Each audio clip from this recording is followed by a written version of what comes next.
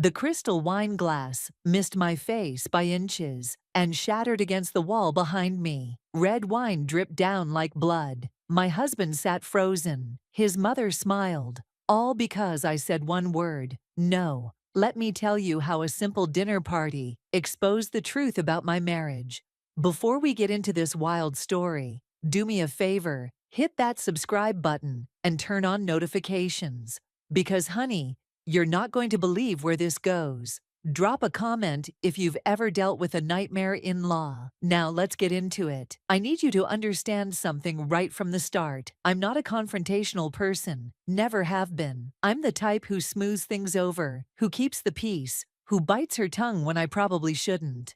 So when I tell you what happened that night, I need you to know that it took everything in me to finally stand up for myself. And honestly, I should have done it a whole lot sooner. My name doesn't matter for this story.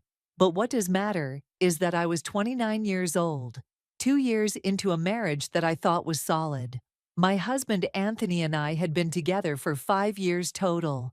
And for the most part, things were good between us. He was sweet, hardworking, made me laugh. We had our little apartment, our routines, our inside jokes. On paper, we were happy, but there was always this shadow hanging over us, and that shadow had a name. Lorraine. Lorraine was Anthony's mother, and from the moment we met, she made it crystal clear that I wasn't good enough for her son. It wasn't anything she said outright at first. It was the way her eyes would scan me from head to toe, the way her smile never quite reached her eyes. The way she'd ask about my job with this tone that made it sound like I was volunteering at a petting zoo instead of working as a marketing coordinator. She came from money, the kind of old money that makes people think they're royalty. And she lived in this massive house that felt more like a museum than a home. Anthony's father, Gerald, was quiet and distant, the kind of man who hid behind newspapers and nodded along to whatever his wife said. And then there was Vanessa, Anthony's younger sister, who always gave me these sympathetic looks, like she knew exactly what I was dealing with. The thing about Lorraine was that she was smart about her cruelty. She never screamed or caused scenes in public. Instead, she'd make little comments that would burrow under your skin. "Oh, you wore that." Or, "Anthony used to date a lawyer, you know." Or my personal favorite, "When are you two going to give me grandchildren? You're not getting any younger, dear." And every single time, Anthony would just shrug it off. "That's just how she is," he'd say. "She doesn't mean anything by it." But I knew better. She meant every word. So when Lorraine called and insisted we come to dinner at her place on a Saturday evening, my stomach immediately knotted up. Anthony assured me it would be fine, just a casual family dinner, nothing to worry about. But Lorraine didn't do casual. Sure enough, 2 days before the dinner, she called again with a list of instructions. "Arrive at exactly 6:30, not a minute later. Wear something appropriate, nothing too casual." And oh, she'd already planned the entire menu, so don't bother asking if I had any dietary preferences. I should have known right then that this wasn't going to be just dinner. This was going to be a performance, and I was cast as the help. The night of the dinner, I stood in front of my closet for 20 minutes, trying to find something that would meet Lorraine's impossible standards. I finally settled on a simple black dress, elegant but not too flashy, paired with the pearl earrings Anthony had given me for our anniversary. When he saw me, he smiled and said, I looked beautiful. I wish that would be enough to get me through the evening. But I knew better.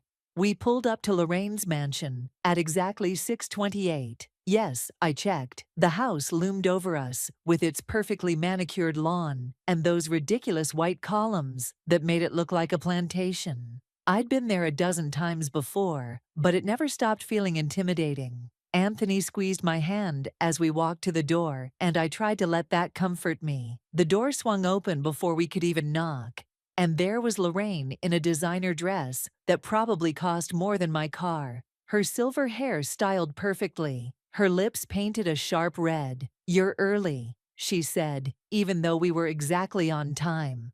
Her eyes swept over my outfit with thinly veiled disapproval. "Well, come in then. Don't just stand there. No hug, no warm greeting. Just that cold efficiency that made you feel like you were interrupting something important.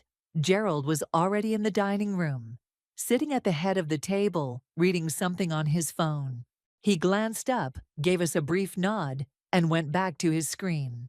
Vanessa arrived a few minutes later and immediately came over to give me a real hug, the kind that said, "I'm so sorry you have to deal with this." Dinner started civil enough. We made small talk about the weather, about Anthony's work, about some charity event Lorraine was planning. But then the requests started. "Sweetheart, would you mind bringing the salad bowl from the kitchen?" Lorraine asked me, even though she was closer to the kitchen than I was. I got up and did it. "Dear, we're going to need more bread. It's in the warming drawer." Again, I complied. Anthony didn't say a word. He just kept eating, kept nodding along to his mother's stories, kept pretending like it was completely normal for her to treat me like hired help, while Vanessa, Gerald, and him sat there like guests. Then came the wine. Lorraine loved her wine, always had a glass in her hand at these dinners. By the time we finished the main course, she'd already gone through 3 glasses of this expensive red she kept bragging about. Her cheeks were flushed, her voice was getting louder, and her filter, which was already pretty thin, was disappearing completely. She started in on my job again, asking pointed questions about my salary, about my ambitions, about why I hadn't moved up yet. Then she pivoted to asking when Anthony and I were going to start a family, saying how she'd always dreamed of being a young grandmother and how time was slipping away. I could feel my jaw clenching tighter with every comment, but I kept my mouth shut. I looked at Anthony, hoping he'd finally say something, anything to defend me. He just took a long sip of his water and changed the subject to some football game. Vanessa tried to help, asking Lorraine about her garden, but Lorraine wasn't interested in being redirected. She was on a roll now, emboldened by the wine and the audience. She finished her 4th glass and held it out in my direction without even looking at me. "Pour me another, would you?" It wasn't a question. It was a command, delivered with the casual entitlement of someone who'd never been told no in her entire life. The bottle was right there on the table, maybe 2 feet from her own hand. Everyone could reach it, but she wanted me to do it. She wanted to remind me of my place in this family hierarchy. And in that moment, something inside me just snapped. I looked at that empty glass extended toward me, then at her face, then at Anthony, who was suddenly very interested in his plate. Vanessa had stopped eating entirely, her fork frozen halfway to her mouth. Gerald was still looking at his phone, like none of this was happening. And I made a choice. For the first time in 2 years of marriage, in 5 years of tolerating this woman's disrespect, I chose myself. "The bottle's right there, Lorraine," I said, my voice steady and calm. "You can pour it yourself." The words hung in the air like I just detonated a bomb. The entire table went silent. Lorraine's head snapped toward me, her eyes wide with shock that quickly morphed into fury. Her face turned a deep shade of red that had nothing to do with the wine. "Excuse me?" she said, her voice dropping to a dangerous whisper. "What did you just say to me?" I could feel my heart pounding in my chest, but I didn't back down. I'd already jumped off the cliff. There was no going back now. I said, "I'm not pouring your wine. I'm your guest, not your server." My voice was still calm, but my hands were shaking under the table. Lorraine stood up so fast her chair scraped loudly against the floor. Her face was twisted with rage, and she started screaming. Actually screaming. About disrespect, about audacity, about how dare I speak to her that way in her own home. She went on about everything she'd done for me, which was hilarious because she'd done absolutely nothing except make my life miserable. She ranted about how Anthony deserved better, how she'd always known I was trouble, how ungrateful I was. I just sat there, looking at her calmly while she lost her mind. And that seemed to make her even angrier. Anthony finally spoke up, his voice weak and pleading. "Mom, please, let's just calm down." But Lorraine wasn't interested in calming down. She was interested in putting me in my place, in punishing me for daring to defy her. She grabbed that wine glass, her knuckles white around the stem, and for a split second, I saw it in her eyes. She was going to throw it, and she did. She hurled that crystal glass right at my head. I jerked to the side on pure instinct, and the glass sailed past my face, missing me by maybe 3 inches. It exploded against the wall behind me with a sound like a gunshot. Red wine splattered everywhere, dripping down the wallpaper like blood, glass shards glittering on the floor. For a moment, nobody moved, nobody breathed. We all just sat there in shocked silence, staring at the wine-stained wall. Then I stood up, slowly, deliberately. I pushed my chair back and picked up my purse from the floor. My hands weren't shaking anymore. I felt eerily calm, like I was watching this happen to someone else. Lorraine was breathing hard, her chest heaving, but she didn't look apologetic. She looked satisfied, like she'd finally proven her dominance.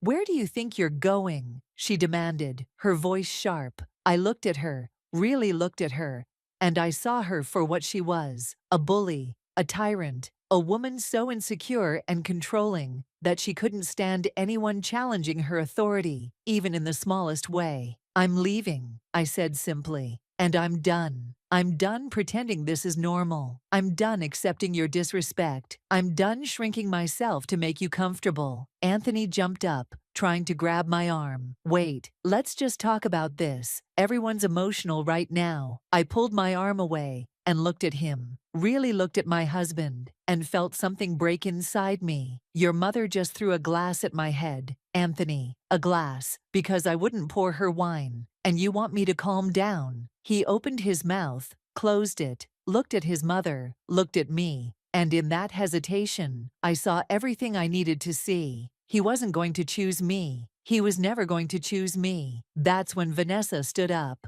God bless Vanessa. She pushed back from the table and said, loud enough for everyone to hear, "Good for you." Someone finally said it. Then she turned to Lorraine and said, "You've been treating her like garbage since the day they met, Mom. You've been treating all of us like garbage our whole lives. I'm so tired of pretending it's normal." Lorraine's mouth fell open, but Vanessa wasn't done. She told stories I'd never heard, about growing up in that house, about the control and manipulation and emotional abuse that everyone just accepted, because that's how Lorraine was.